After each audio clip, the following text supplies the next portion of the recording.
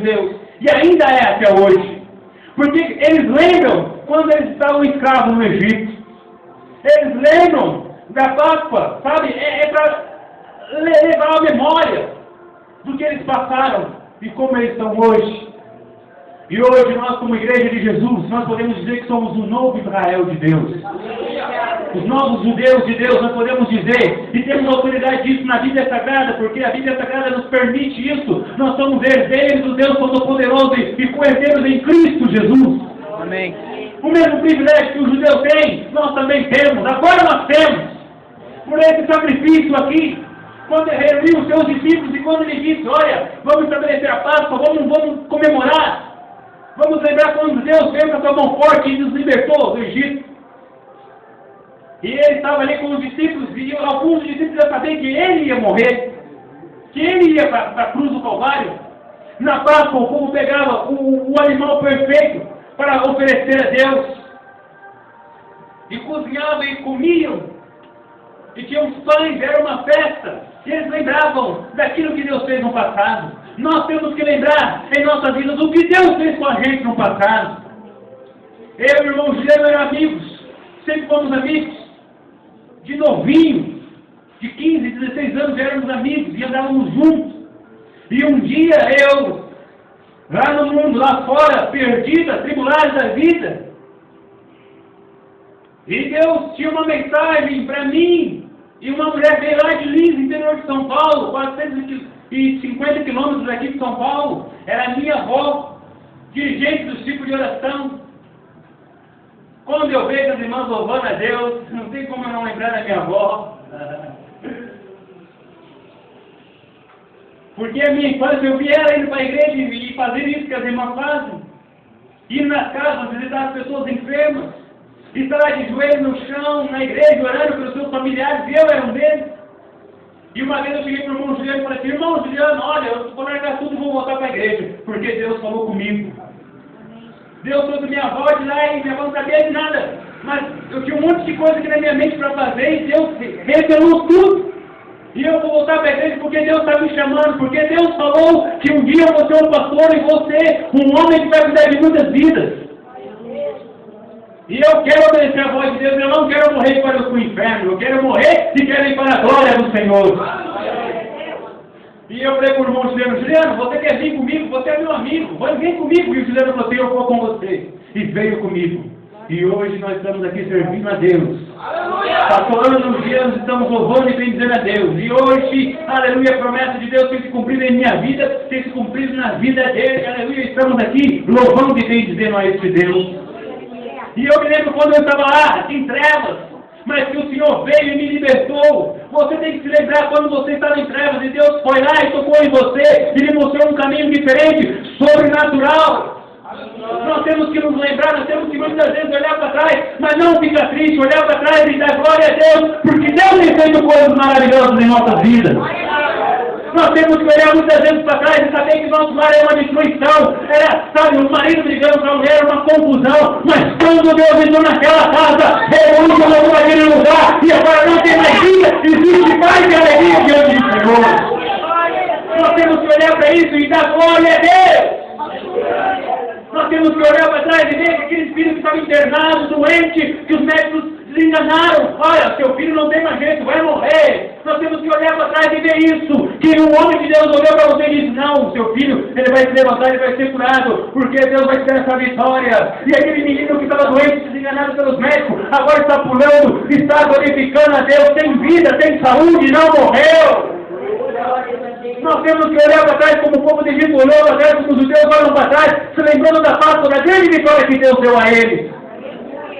Coisa tremenda é quando nós agradecemos a Deus. Um dia, Deus tocou no meu coração e Deus falou para mim, olha, muita gente faz campanha de libertação, campanha de prosperidade, campanha de um monte de coisa, mas poucos fazem uma campanha de agradecimento a mim.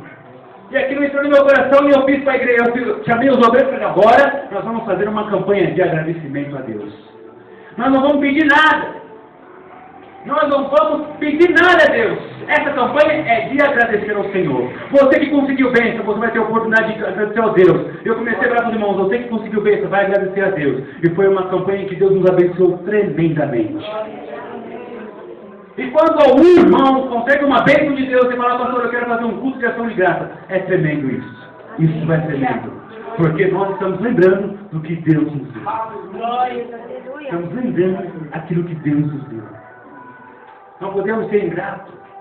Não podemos, sabe, às vezes ser abençoado por alguém e nem agradecer.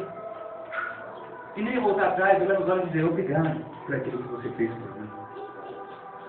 Nós queremos bênçãos e bênçãos, nós queremos adquirir aquilo. E muitas vezes esquecemos de agradecer ao Senhor.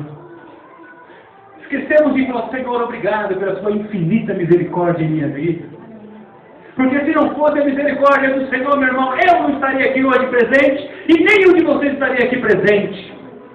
A infinita misericórdia do Senhor tem nos alcançado. Porque nós somos humanos, temos pecado, temos falhado diante do Senhor. E o Senhor, pela sua misericórdia, pelo seu grande amor, tem tratado de cada um de nós.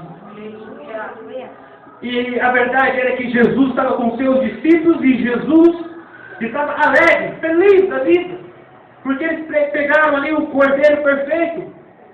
Eles iam comer, eles iam participar daquele festa, o pão estava lá na mesa, o vinho estava lá na mesa.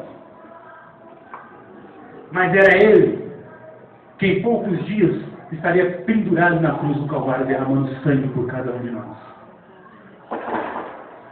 A Bíblia diz que Jesus é o Cordeiro Pascual que tirou o pecado do mundo. Repita comigo, Jesus é o Cordeiro Pascual que tira o pecado do mundo. Ele se colocou como uma ovelha, ele se colocou como verdadeiramente o perfeito sacrifício.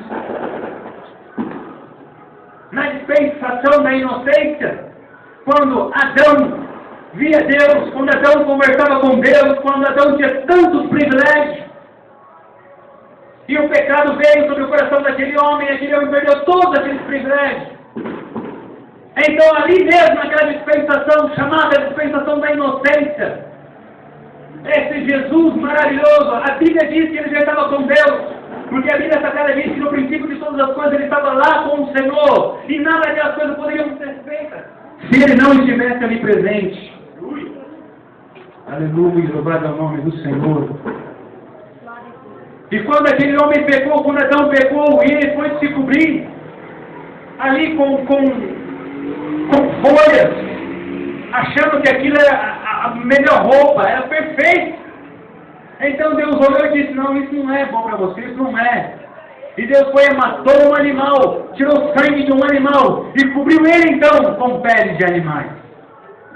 Derramou sangue. Ali já era o início de todas as coisas. Ali já era Deus mostrando para todos os homens e para toda a humanidade que um dia haveria um sacrifício perfeito e teria que ser derramado sangue para cobrir o pecado da humanidade. Olha, irmão, preste atenção. Quando Deus cobriu Adão, Deus estava cobrindo o pecado de Adão. E Deus iria mandar Jesus, depois de anos à frente, para lavar o pecado de toda a humanidade. Através de um homem entrou o pecado na terra. Esse homem é Adão. E através de um homem saiu todo o pecado dos homens. E esse nome é Jesus. Quem pode aplaudir e glorificar o Senhor? Aleluia, aleluia. E esse Jesus foi para a cruz, morreu em meu lugar e no seu lugar. E diz a Bíblia Sagrada que, quando mataram o Senhor Jesus, sepultaram ele em uma cova de ritos. E todos ficaram ali de uma certa forma meio tristes. Porque mataram o Mestre Jesus. Jesus, uma vez, ele reuniu muitos discípulos que o acompanhavam. E ele, de uma certa forma, ele foi duro em sua mensagem com alguns discípulos e com algumas pessoas que o seguiam, porque tinha muita gente que seguia Jesus apenas para desfrutar daquilo que Jesus podia proporcionar a eles. E Jesus proporcionava o quê? Era milagre, era cura, era pão. matava a fome de muita gente, então tinha muita gente ali apenas para estudar isso aí. E poucos mesmo queriam seguir a ele. E ele então levou uma palavra dura: olha, tem muita gente aqui me acompanhando, mas tem muita gente querendo só o bem bom, e tem pouca gente